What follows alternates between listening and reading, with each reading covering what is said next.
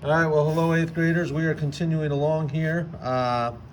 Lesson 10.1. We're getting to the end of our regular curriculum. Going to be heading into algebra things pretty soon, but we got some things we need to finish up here in chapter 10. And today we're going to be focusing on the volume of a cylinder. Now, if you've ever seen like a container of Pringles or something like that, that is a cylinder shape with, you'll see here, a circular base at the top, circular base at the bottom, and then it's circular sides all the way around. So just like a Pringles can, so to speak.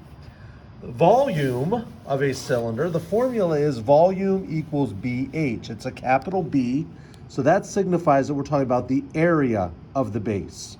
Okay? Well, the base in a cylinder, they are circles, so we have to remember our formula for area of a circle, which is area equals pi times radius squared. All right, so we need to remember that. And for pi, for the most part, we will use 3.14. If we're ever dealing with fractions or if we're ever dealing with a multiple of 7, I'm going to want you to use the fraction form of pi, which is 22 over 7. All right, so, but the capital B, area of the base times the height. Let's get our calculator ready. Let's start breaking it down. Well, here's our first one. And here we see that the height is 6 and the radius is 3. Well, first of all, I need to figure out the area of the circle, which is pi times radius squared. Well, the radius is 3. I don't have to do too much thinking to realize that 3 squared is 9, because 3 times 3 is 9. So I need to take pi times 9. So I'm going to come in here. I'm going to turn my calculator on. I'm going to use 3.14 for pi. And don't use the pi button, because that's going to give you a little more technical answer. We're just going to use 3.14 for what we need, so we're all looking at the same answer, okay? And there's not confusion about, well, I have this, I have extra numbers or whatever. Please don't use the pi button. Just enter 3.14, because you'll see here, when I enter the pi button, it gives me this. And I don't want these extra numbers. I just want 3.14. All right, so we're going to go 3.14 times 9 equals 28.26. So we want to write that number down. I'm going to come over here, 28.26. That's the area of the base. And then that times the height. So we have that 28.26 over here. And we're going to multiply that by 6. And that equals 169.56. So we have, let's write that down, 169.56. Now it says, round your answer to the nearest tenth. Well, it's this 5 that's in the tenths place, so the 6 is going to tell me what to do. Remember the rules of rounding. 5 and higher, we round up. Less than 5, we round down. So 6 tells me to round that up, make that 5 a 6. So I end up with 169.6. And we're talking about volume. Volume is how much can fit inside. Volume is always cubic units, so it's meters cubed. All right, let's move right along. Let's go ahead here to number 2. Here I have a radius of 4 feet and a height of 15 feet. So first of all, once again, I need to figure out the area of the base, which is going to be pi times radius squared. Well, I know that radius squared, 4 to the power of 2, is going to be 16. 16 is not a multiple of 7. So once again, I'm just going to use 3.14. All right, I'm going to times that by the radius squared, which was the 16, and that equals 50.24. So I want to write that number down. I'm going to come over here, 50.24. Now I'm going to take that 50.24, because that was the area of my base. That was pi times radius squared. I'm going to multiply that by the height. The height here is 15 feet.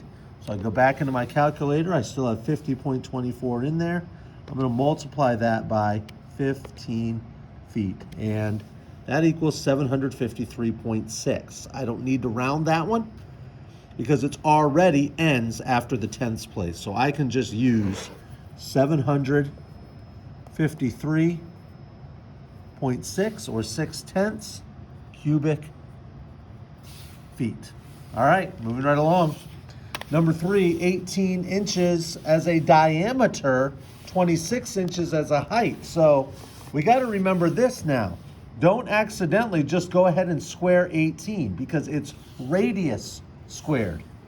Remember, the diameter of a circle is through the circle from one side to the other going through the middle. And if you know the diameter, then you just take diameter and divide it by 2 to end up with the radius. So if I take my diameter, which in this case is 18, and I divide it by 2, I get 9. When I square 9, 9 times 9 is 81. Shouldn't need a calculator for that. So once again, I had to cut this in half to find the radius. 18 divided by 2 is 9. But then I have to square the radius. 9 times 9 is 81. So then I'm going to take 81, which is not a multiple of 7. All right, not a multiple of 7. So we're going to take 81, and we're going to multiply that by pi, and which means I'm going to go times 3.14. Well, that equals 254.34. So I'm going to go ahead and write that down, 254.34. All right? But then I'm going to take that area of the base and multiply it by the height, which in this case is 26 inches. So my 254.34 is already there, times the 26 inches, and that equals 6,612.84 cubic inches. But I've got to round it to the nearest tenths place. The 8 is what's in the tenths place. The 4 tells me what to do with the 8. The 4 tells me to round down and keep that an 8. Remember, rounding down does not mean make that a 7. It means keep it an 8. So 6,612.8 cubic inches. So once again, 6,612.8 cubic inches. Final answer. All right, let's take a look at the second part here now. Let's go ahead and bring over our second board here. It says, find the missing dimension of the cylinder. Round your answer to the nearest whole number. So now we still need to remember the formula, okay, which is volume equals area of the base times the height.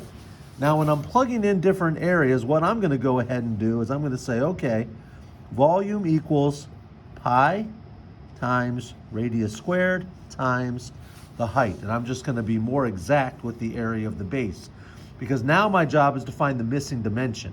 So there's something here that I don't know. Probably either the radius or the height is what's going to happen. They're going to give me the volume. As you see in this case, the volume is 28.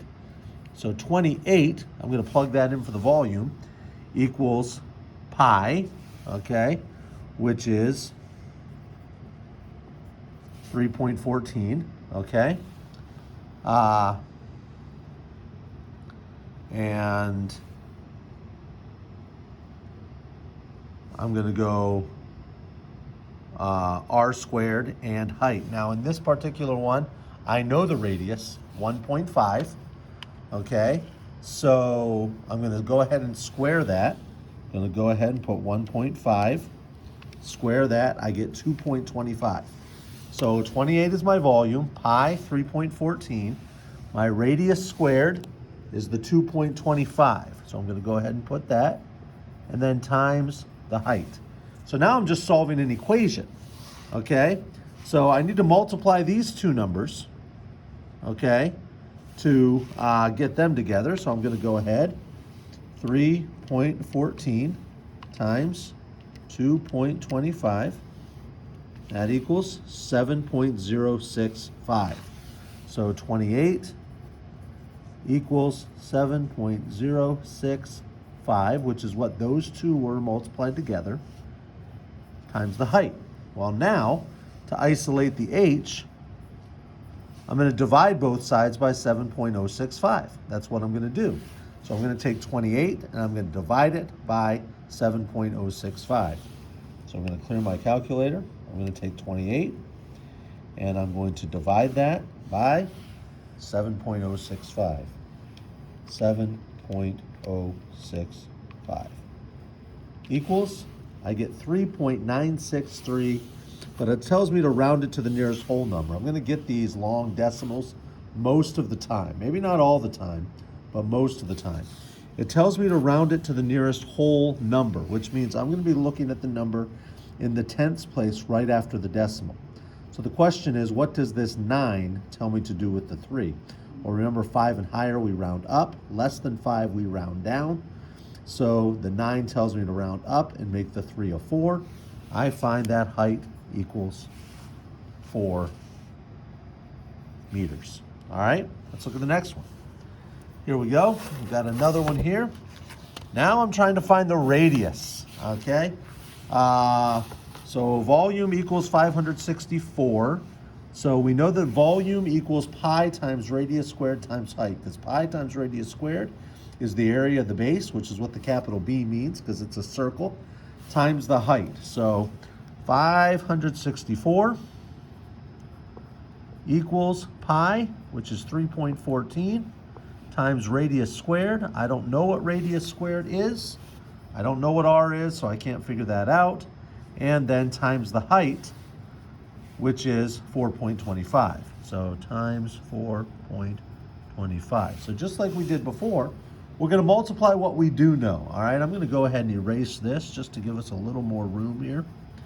We're going to multiply what we do know, which is pi times 4.25. I'm going to go ahead and clear my calculator. I'm going to punch in 3.14 for pi. I'm going to say times 4.25. That's going to equal 13 and 345 thousandths.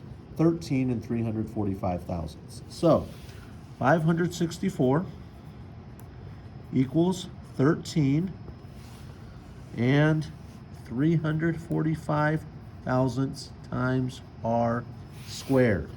Okay, you want to remember this, r squared. So what I'm going to do now is I'm going to have to divide both sides by 13.345 because I want to isolate r squared. All right, over here that's going to give me r squared, and I'm going to have to just punch that into my calculator. 564 times 13.345. So I come over here, 564 divided by 13.345. That equals 42.26. Now remember, the directions are telling me to round our answer to the nearest whole number. So we have 42.2. The 2 is what's in the tenths place. The 2 tells us what to do with that 2. 5 unless we round down. So that, remember, that does not mean the 2 becomes a 1. It means the 2 stays a 2, which means that 42.26. In fact, let's do it this way. Let's be a little more exact because we're actually going to have to find the square root of this. So r squared equals this. So let's do it this way. Let's not round this yet because then we're going to find the square root and round it again. So let's be most exact. Once again, what we did is we isolated r squared by dividing everything by 13.345. When we did 564 divided by 13.345, we ended up with this, 42.26301.986. This is r squared. This is radius squared. So let's go ahead right here and just press square root. And that gives us 6.501 and so forth.